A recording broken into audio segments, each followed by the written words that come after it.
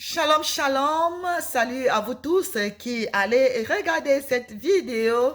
Voilà, aujourd'hui nous sommes le 20 avril 2022 et je suis dans la joie. Je chanterai de tout cœur. J'ai envie de chanter de joie parce qu'il y a une joie immense dans mon cœur. Il y a une joie ineffable dans mon cœur. Les bien-aimés, le Seigneur est en train de faire quelque chose de merveilleux.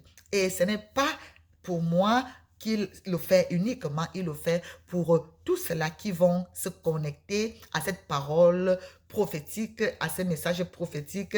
Et surtout, il y a une vidéo qui va dépasser vos entendements. Suivez-moi juste jusqu'à la fin. Ce que je veux partager avec vous, les bien-aimés, vous n'allez pas le croire si vous ne le voyez pas. C'est quelque chose d'incroyable, c'est quelque chose d'inimaginable, c'est quelque chose d'irréel, c'est quelque chose d'inhabituel, mais c'est quelque chose qui s'est réellement passé en ce jour à Yaoundé, au Cameroun. Et c'est de ça qu'il est question. Vous voyez, je suis tellement dans la joie parce qu'il y a un message prophétique dans ce qui s'est passé. C'est une action prophétique qui a été posée, mais qui a également une grande implication dans ta vie et dans la vie de tous ceux-là qui vont se connecter en y croyant. Amen. Alors, les bien-aimés, je bénis le Seigneur. Je suis, comme je vous le dis, votre âme servante, la messagère de Dieu, Rachel Bonne Nouvelle Smith, depuis Ohio, aux États-Unis. Alors, je suis dans un groupe de serviteurs de Dieu, dont la plupart sont au Cameroun. Et l'un d'eux, ce jour, a posté une vidéo. Et quand j'ai vu la vidéo, les commentaires d'autres serviteurs avant moi, c'était plutôt des commentaires un peu vraiment comme alarmants, je vais dire ça ainsi. Mais quand moi, avec la grâce de Dieu, quand je suis venue, j'ai regardé la vidéo, automatiquement, le Seigneur m'a donné une révélation. Et c'est cette révélation-là que je vais partager avec vous. Et à la fin de mes propos, je vais mettre la vidéo en question et tu vas comprendre de quoi il est question. Je t'invite juste à rester là jusqu'à la fin. Alors, avant de poster cette vidéo, et je vais d'abord partager avec vous une parole qui vient soutenir ce que je vais vous dire. Parce que vous savez quoi? À chaque situation, à chaque événement, à chaque circonstance, si on est un homme averti, si on est une femme spirituelle, un homme spirituel, on peut, à la lumière des Saintes Écritures, comprendre mieux la situation. On peut, à la lumière des Saintes Écritures, expliquer mieux la situation. On peut, à la lumière des Saintes Écritures, voir l'implication, non seulement physique, mais surtout spirituelle de la situation. Et c'est de ça qu'il s'agit. Alors, allons d'abord lire dans le livre de 1 Samuel au chapitre 17, du verset 34 au verset 36. Je vais juste paraphraser. C'est l'histoire du jeune David. David était un jeune garçon qui aimait le Seigneur. C'était un garçon qui était très courageux, qui était audacieux et vaillant. Alors, David était encore très jeune et son père lui avait confié la responsabilité du troupeau de la famille dont il était un jeune berger. Et un jour, pendant que ses frères, Abinadab, Shama et l'autre étaient en guerre parce qu'ils étaient enrôlés dans l'armée de Saül, le père de David lui a donné des provisions pour apporter à ses frères qui étaient en guerre. Donc David se retrouve sur le champ de bataille malgré lui, sans être un soldat aguerri comme ses frères et les autres. Alors quand David arrive, il se rend compte d'une situation vraiment honteuse. La situation du fameux Goliath qui avait déjà défié pendant 40 jours le grand roi Saül et toute son armée de généraux, de caporaux et de colonels et tout ce que vous connaissez. Et pendant 40 jours, personne n'osait relever le défi que Goliath leur lançait.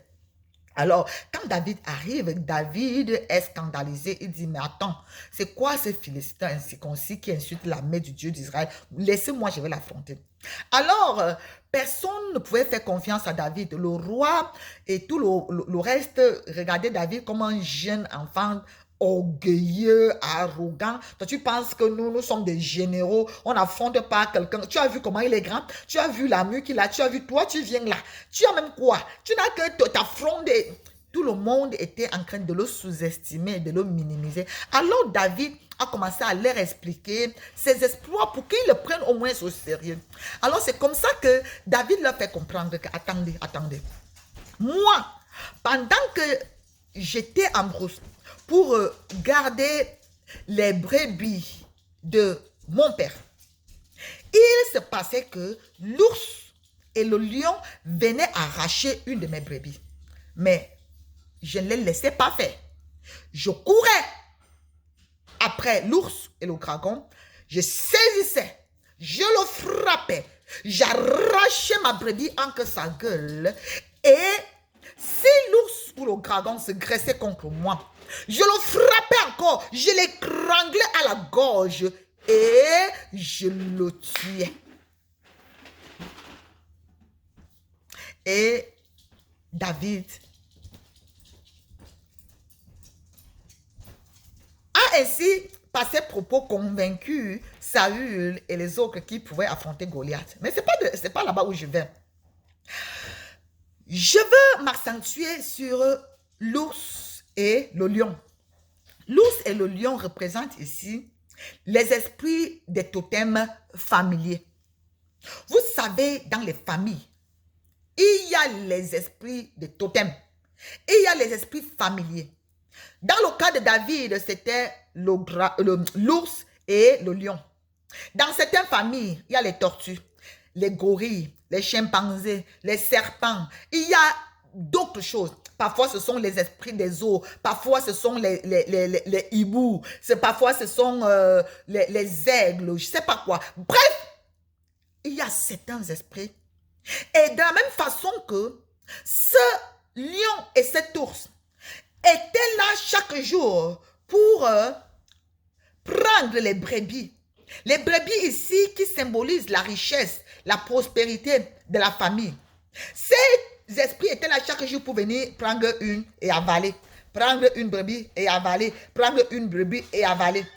Mais imaginez, si David était un moumou, si David était un peureux, si David était un poltron, si David était un faible, si David ne connaissait pas la puissance de son Dieu en lui, ne connaissait pas l'autorité que son Dieu lui a donnée, que vous allez marcher sur le lion et sur le dragon, vous allez fouler au pied le lionceau et l'aspic, vous allez marcher sur les serpents, les scorpions, sur toute la puissance de l'ennemi, rien ne pourra vous nuire. David connaissait la puissance que son Dieu a mis en lui parce que l'esprit de Dieu est en lui. Si David n'était pas le cas, le troupeau serait fini et la famille se serait retrouvée dans le manquement total. Plusieurs familles aujourd'hui sont victimes de l'activité de ces totems, de ces esprits familiers. Les gens travaillent, les gens font des choses, des affaires, mais on ne sait pas comment l'argent part. Il y a même des personnes qui vivent des phénomènes bizarres. Tu viens avec ton argent, peut-être que tu as pris une cotisation, tu viens avec l'argent, tu gardes. Personne n'a vu où tu as caché l'argent. Mais quand tu peux aller regarder, l'argent a disparu de moitié. Tu accuses les enfants, tu tapes les enfants, tu fais les poumons avec ta femme, tu fais les poumons avec ta sœur qui habite à la maison, vous vous querellez, vous vous bagarrez. Parfois même certains qui n'ont pas la connaissance partent encore chez le marabout. C'est comme ça que le marabout peut ajouter sa part en disant que non, c'est elle qui a fait. C'est comme ça que les familles sont divisées, les familles sont émiettées, les familles se déchirent, les familles s'entretuent. Pourquoi? Parce que il y a les esprits de totem qui sont là en train d'aspirer, d'avaler toutes leurs bénédictions. Il faut qu'un David se lève pour en finir, pour que la prospérité de la famille soit préservée. C'est de ça qu'il est question. C'est ce qui s'est passé aujourd'hui. L'histoire que je m'avais vous raconter et la vidéo que vous vous postez, les bien-aimés, ce n'est pas des fables. Ce n'est pas un montage, c'est la réalité. Ça s'est passé à Yaoundé au Cameroun, dans le quartier qu'on appelle Nkolubison. Du côté où il y a l'antenne, parce que j'ai pris le temps de demander pour qu'on me donne plus d'amples informations. Alors, il se passe que un frère, j'ai béni le Seigneur parce que c'est un frère. Parce que la personne qui a posté la vidéo, c'est un serviteur de Dieu et il a dit que c'est l'un de ses fils spirituels qui a eu à affronter ce totem. Le titre de cette vidéo, c'est « Qu'est-ce que l'argent fait dans le ventre du serpent? Parce que c'est de ça qu'il est question. L'argent fait quoi dans le ventre du serpent? Alors voilà que ce frère se lève ce matin, comme David s'était levé. Ce frère arrive, il voit un serpent, un gros serpent qui est en train de traverser la route. Et le frère n'a pas paniqué, parce que le frère connaissait la puissance de son Dieu. Le frère connaissait l'autorité que son Dieu lui a donnée. Le frère a pris un gourdin. C'est comme ça que le frère a commencé à asséner, à assommer, à frapper le serpent. Et au fur et à mesure qu'il frappait le serpent, au fur et à mesure qu'il était en train d'asséner le serpent, à sa grande surprise, des billets, des liasses, des paquets d'argent, non, pas les 500, pas les 1000 francs, pas les 2000, pas même les 500 000, les 10 000, uniquement les 10 000, bien emballés, bien pimpants, neufs, remplis, qui est dans le ventre du serpent et qui est en train de sortir en tas, en centaines, voire même millions. Qu'est-ce que l'argent fait dans le ventre du serpent?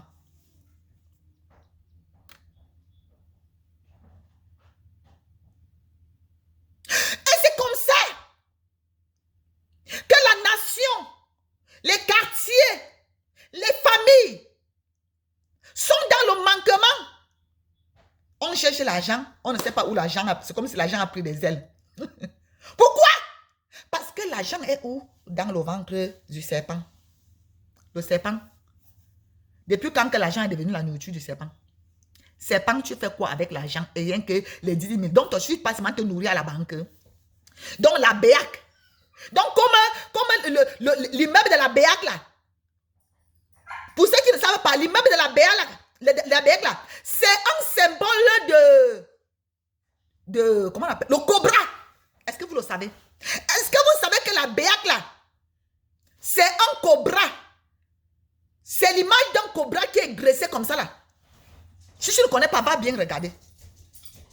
Je vous dis que ça, c'est une délivrance pour le Cameroun, pour l'économie du Cameroun. C'est une délivrance pour les familles. C'est une grande délivrance. L'argent était rempli dans le ventre du serpent.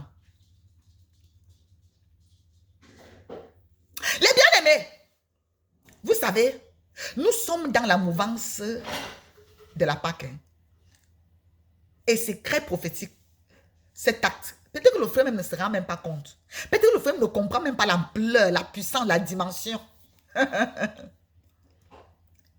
de ce que le Seigneur l'a utilisé aujourd'hui à faire. C'est une grande délivrance pour le Cameroun, pour les familles et pour tous ceux-là qui vont prendre cette parole avec foi et dire ça c'est pour moi, ça c'est ma délivrance.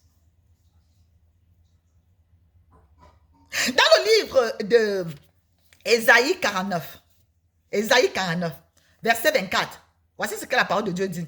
Le butin du puissant lui sera-t-il enlevé et la capture faite sur le juste échappera-t-elle?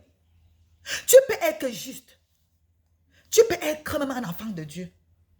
Mais si tu ne mènes pas les combats, le combat spirituel est réel. David ne blaguait pas. David dormait. Ne dormait pas, autant pour moi.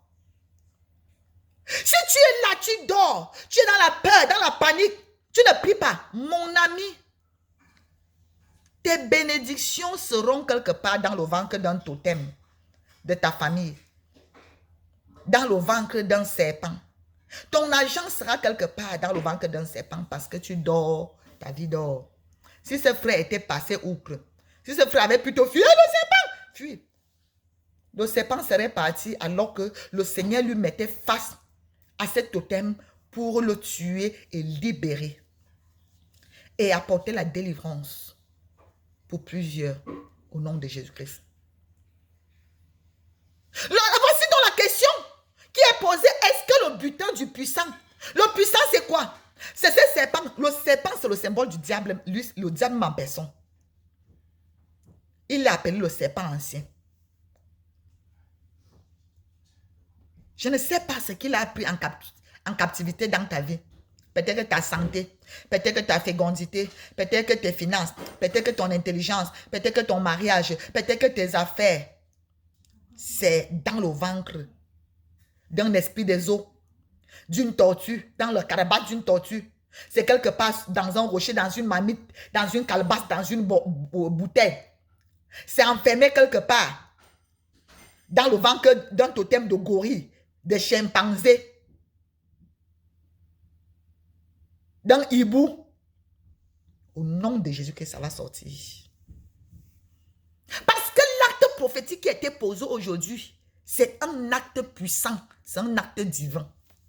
Voici ce que Esaïe dit. Oui, dit l'Éternel. Ce n'est pas Esaïe qui dit. C'est Dieu qui dit. C'est l'Éternel qui dit. Oui, dit l'Éternel, la capture du puissant lui sera enlevée. Je viens déclarer que l'homme fort, le totem, l'esprit familier qui a avalé ta bénédiction, tes richesses, l'économie du Cameroun, ta prospérité, ta fécondité, ta santé, ton mariage, ton voyage, tes études, tes diplômes, je ne sais pas ce que ça a avalé, ton passeport. L'Éternel dit que cette capture lui sera ôtée, enlevée au nom de Jésus-Christ de Nazareth. Que tous ces totems soient frappés, écrasés par le marteau de Dieu. La parole de Dieu, c'est un marteau. Éventré par l'épée de l'esprit qui est la parole de Dieu. Et tout ce qui était dans leur ventre sort. Cela est libéré. Tu reprends tes possessions au nom de Jésus-Christ. Le salut sera sur la montagne de Sion et la maison d'Israël reprendra ses possessions. C'est toi. Reprends tes possessions, mon frère, ma soeur. Il dit, et le butin du tyran lui échappera. Les gens vivent sous la tyrannie à cause des démons comme ça, à cause des esprits et des totems comme ça. Le Seigneur dit, hein, ce butin lui échappera. Lui, de la même façon que ce frère a tué ses serpents et que ce qu'il avait déjà avalé, c'était son butin, c'était sa capture. Tout cela est sorti. Je déclare tout ce que le diable, tout ce que les esprits familiers, tout ce que les totems de ta famille, de ton quartier, de ton lieu de service, de ton lieu de commerce, de ta nation, du Cameroun ou partout où tu es, tout cela est enlevé entre leur gueule, entre leur ventre. Tout cela leur échappe et tu reprends tes possessions, tu reprends ce qui est à toi au nom de Jésus-Christ. Et il dit, je combattrai tes ennemis et je sauverai tes fils. Peut-être que ce sont tes fils. Tu as les enfants, tu ne comprends même pas la vie de tes enfants. Tu as les enfants comme si tu n'avais pas les enfants. Tu as un mari, c'est comme si tu étais veuve. Tu as des enfants, c'est comme si tu étais stérile. Tu travailles l'argent, c'est comme si tu étais au chômage. Tu te bats, tu fais les affaires, c'est comme si tu étais un paresseux. Pourquoi? Parce que c'est avalé. Le Seigneur dit, il va combattre tes ennemis et il va faire quoi? Et il va sauver tes fils. Tout ce qui est tes fils, tout ce qui reprend tes fils, par cette parole, que cela soit relâché, que cela soit libéré, que cela te soit restitué. Au nom de Jésus-Christ de Nazareth, que tu saisisses et que tu reprennes tes possessions.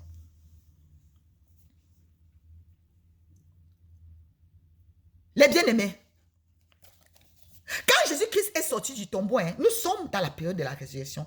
La Bible dit d'abord, dans le livre des Actes, qu'il n'était pas possible qu'il soit retenu par la terre, par le séjour des morts. Il n'était pas possible. La terre l'avait avalé. Le séjour des morts l'avait englouti. Mais il est sorti parce que nous célébrons la période de la résurrection. Je déclare que tout ce que les démons, les esprits, les totems t'avaient avalé, avaient englouti, avaient tué et avalé, ça sort vivant, ça ressuscite, c'est libéré, c'est relâché au nom de Jésus-Christ de Nazareth. Comme Jésus-Christ est ressuscité des morts, tes finances, tes affaires, tes investissements, tes projets, tes enfants, ton foyer, tout, ta santé, ça ressuscite avec Jésus-Christ. Ça veut dire que quand elle aime ressusciter, il y a même certaines personnes qui étaient mortes qui sont ressuscitées avec lui. Et les morts ont été restitués à leur femme, à leur famille. C'est la puissance de l'Esprit de Dieu. La puissance de l'Esprit qui a resté Jésus dans que les morts est en train d'agir. Crois seulement et dis, ça c'est ma portion, j'ai saisi. Et pendant que tu le dis, si tu étais malade, tu reçois ta guérison au nom de Jésus-Christ. Dans le livre de Matthieu 17 au verset 27, il se passe une histoire, c'est que Jésus-Christ était avec Pierre et on lui demande de payer la taxe.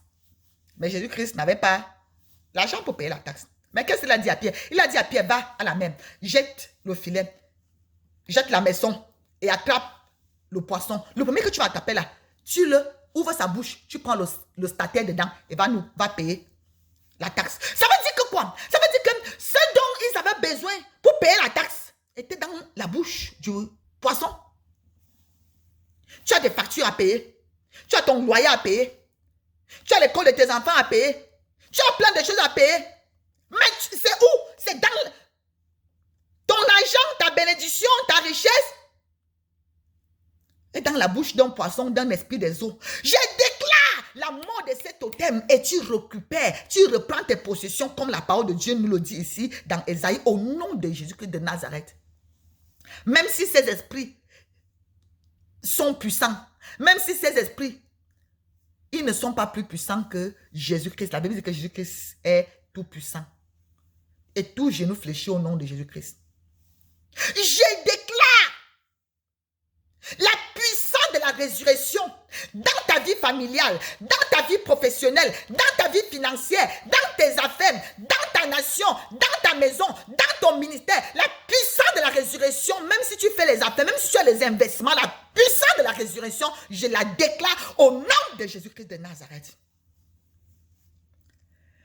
Cette puissance-là qui est en train de se manifester physiquement. Qu'est-ce que l'argent fait dans le ventre du serpent? Ce n'est pas un petit argent, ce n'est pas un petit billet. Ce n'est pas le billet de 500 ou de 1000 francs. Comme les billets de 10 000. La plus grosse devise. Le billet le plus valeureux de l'économie. Le billet le plus valeureux. Le violet. Le bien le plus valeureux du franc CFA. Ce n'est que ça. Tout ça dans le ventre du serpent. Je déclare tous les totems de serpents, de loups, de lions, de n'importe quoi de serpents qui agissent au Cameroun pour avaler l'économie du Cameroun, qui agissent dans ta vie pour avaler tes finances, avaler tes enfants. Je déclare leur mort au nom de Jésus-Christ. Aussi vrai que Jésus-Christ à la croix du Calvaire a écrasé la tête du serpent.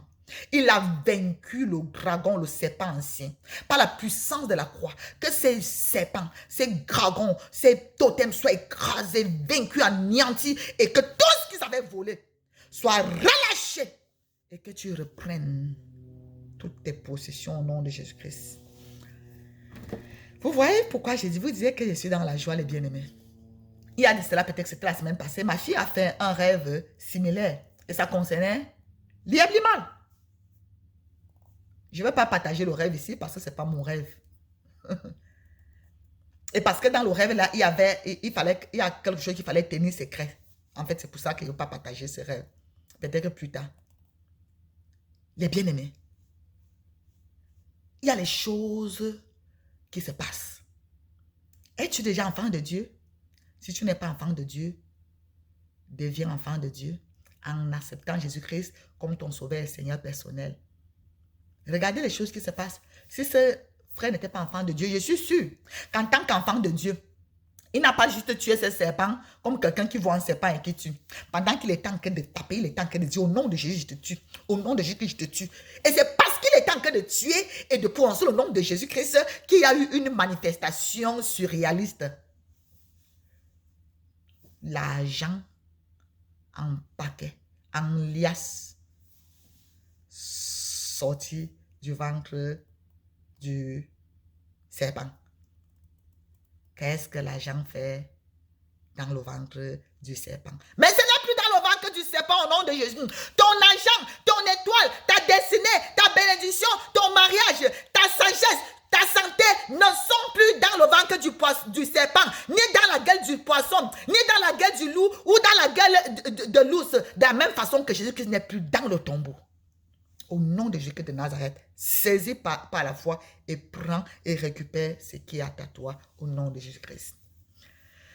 Merci Seigneur parce que tu es vivant, tu es ressuscité et tu es ressuscité avec la santé de ma soeur, tu es ressuscité avec les finances de ma soeur, tu es ressuscité avec l'économie du Cameroun, tu es ressuscité avec nos bénédictions, tu es ressuscité avec l'IED Limal, tu es ressuscité avec nos investissements que nous avons partout, tu es ressuscité avec mon ministère, tu es ressuscité avec ma santé, tu es ressuscité avec tout ce que mon frère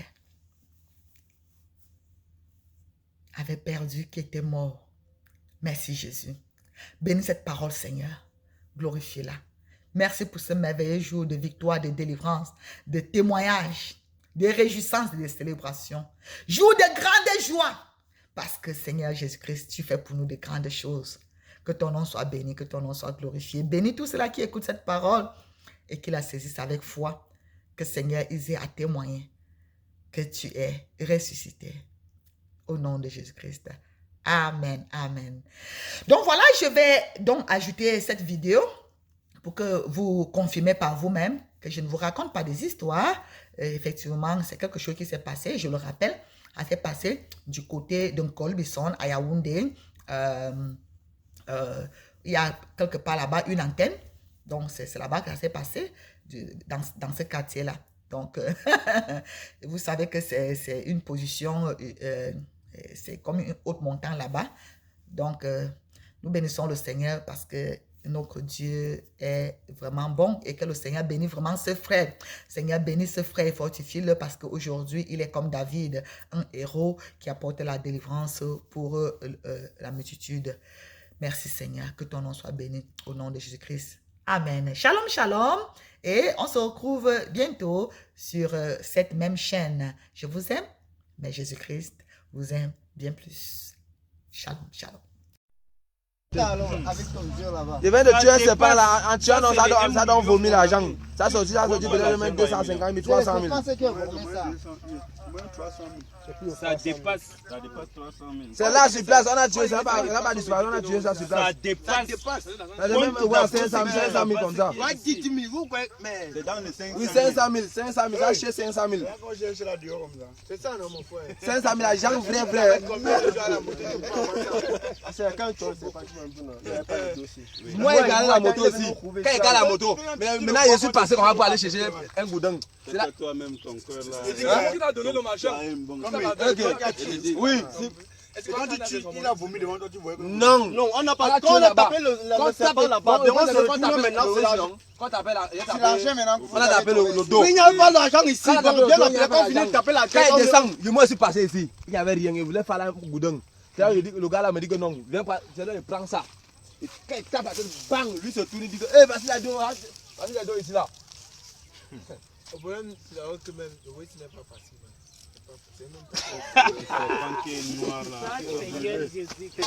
Garcia où? Garcia! Ouais, viens, ça c'est la réalité.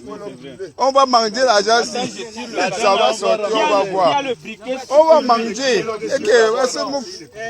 L'argent là non? Il n'y a pas 5 000 dedans. Vous avez compté, vous avez même touché à ça. Aidez-nous à compter quand même.